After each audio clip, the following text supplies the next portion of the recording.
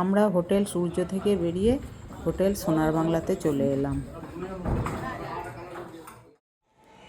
তো একটা কথা বলি তোমাদের বন্ধুরা, যারা এই ভিডিওটা দেখছো, আর যদি সামনে কেউ বকখালি আসতে চাও, আমরা বলে দিচ্ছি যে এখানে প্রচুর হোটেল আছে। তো তোমরা অনলাইনে বুক না করে যদি এখানে এসে নিজেরা দেখে পছন্দ করে হোটেল বুক করো তাহলে খুব ভালো হয়। কেননা দীঘার মতো অত লোকজন তো নেই, একটু কম কমই আছে, আর হোটেলও প্রচুর আছে। তো আমার মনে হয় এসে হোটেল দেখে ঠিক করাই বেটার হবে। আমরা এই যে হোটেল সূর্যতে ছিলাম, হোটেল সূর্য থেকে আমরা চলে এসেছি হোটেল সোনার বাংলায়। কেননা হোটেল সূর্যতে আমরা যখন রুমে ঢুকি তখন আমাদের রুমগুলো ঠিক পছন্দ হয়নি, কেননা ওখানে বেড কভার বেডশিট ওইগুলো খুব অপরিষ্কার ছিল। মানে তারপরে আমরা যখন অনলাইনে বুক করেছিলাম তখন বলেছিল গিজার আছে, কিন্তু এখানে হোটেলে এসে দেখছি গিজার চলছে না।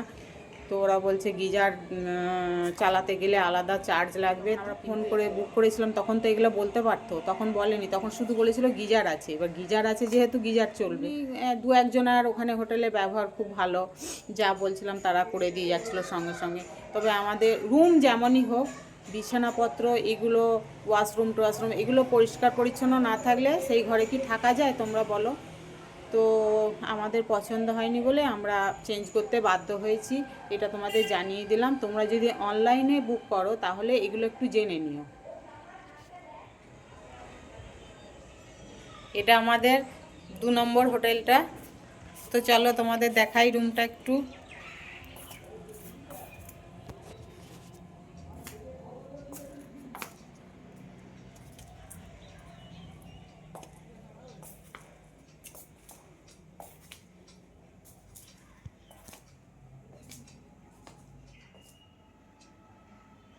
আমরা রেডি হয়ে একদম বেরিয়ে গেছি, এবার টোটোয় চাপবো।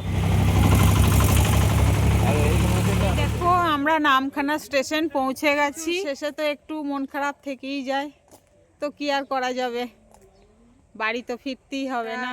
তোমাদের যদি ভিডিওটা ভালো লাগে তাহলে প্লিজ লাইক করে সাবস্ক্রাইব করে দেবে। সবাই ভালো থাকবে, সুস্থ থাকবে।